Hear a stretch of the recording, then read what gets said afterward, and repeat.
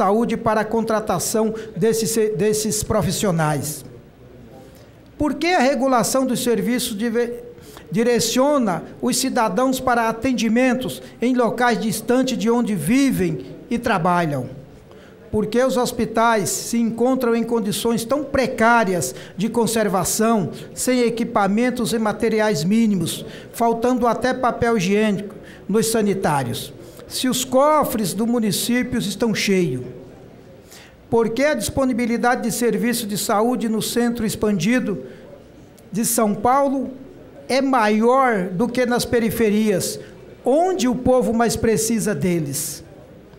A resposta está na fala de uma das entrevistadas na matéria do SPTV, que afirma, abre aspas, uma injustiça, é como se a gente não valesse nada, como se a gente não fosse um ser humano, fecha aspas.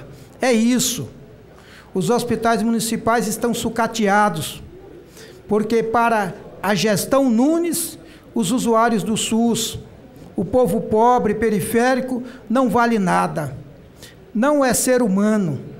Na última semana, a bancada do PT encaminhou um ofício para a Secretaria Municipal de Saúde questionando esses pontos, mas ainda não recebemos resposta. Solicitamos ao senhor prefeito que olhe para as pessoas que buscam no SUS uma conquista e um direito do povo, para que os problemas apontados sejam enfrentados, discutidos, com controle social e solucionados, que é isso que precisa. Que se tem algo que um governo tem que tratar, e que muito bem, com muita atenção, estou encerrando, presidente, é justamente a área da saúde, todos os trabalhos públicos, todos os setores públicos, a educação, a saúde, a moradia, o transporte, tudo tem que ser tratado de uma forma especial, mas a saúde, eu diria, que é algo que você precisa ter um cuidado especial. Obrigado, presidente. Muito obrigado. Com a palavra, a vereadora Elaine.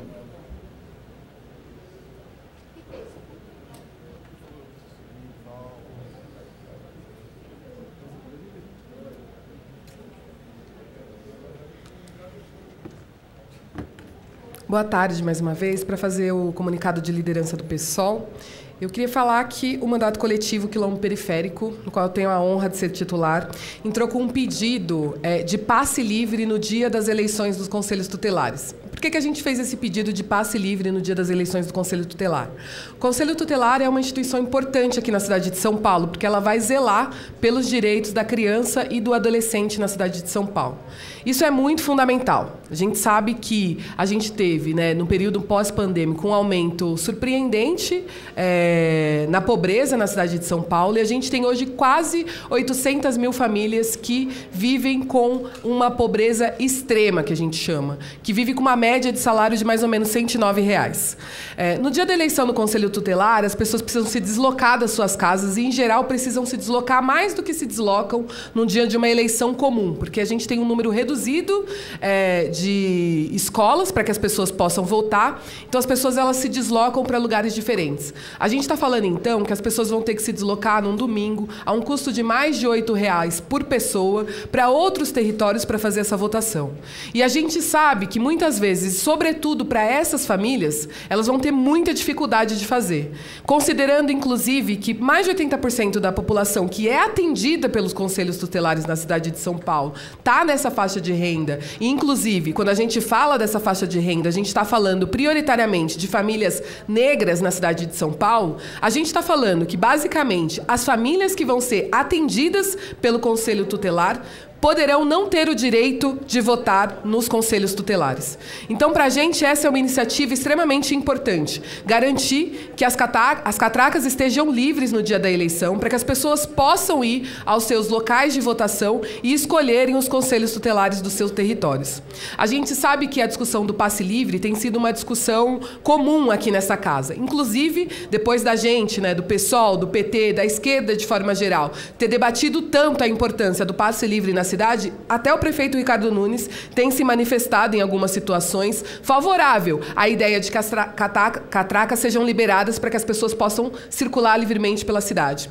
Então, em momentos como esse, é fundamental que a gente consiga fazer essa experiência na cidade de São Paulo, inclusive para entender como a população vai se deslocar para esses territórios. Então, mais uma vez, eu tenho orgulho de dizer que a gente entrou com esse pedido e a gente espera que o prefeito Ricardo Nunes, que o executivo, tenha sensibilidade de entender a importância desse fato no dia da eleição, como o dia da eleição do Conselho Tutelar. E, para além disso, mais uma vez a gente convoca todas as pessoas a olharem para as eleições dos seus territórios, olharem os candidatos, entenderem se esses candidatos têm relação com criança e adolescente, entenderem se esses candidatos são candidatos antirracistas e pretendem garantir os direitos das pessoas negras na cidade, para que a gente tenha um Conselho Tutelar forte, que de fato esteja preocupado com a saúde, com os direitos e com as garantias das crianças e adolescentes e os jovens da nossa cidade. É isso. Obrigada, presidente. Muito obrigado. Com a palavra, o vereador Toninho Vespoli. Então, boa tarde a todos e todas. Eu vou contar uma história que saiu de matéria na Intercept. Em agosto do ano passado, 13 serviços às pessoas em situação de vulnerabilidade social deixaram de prestar atendimento. A ONG responsável pelo serviço, afundada em dívidas e denúncias de corrupção, o Instituto Santa Lúcia, rompeu unilateralmente os convênios e saiu da vida pública. Os contratos foram emergencialmente repassados pela Prefeitura a outras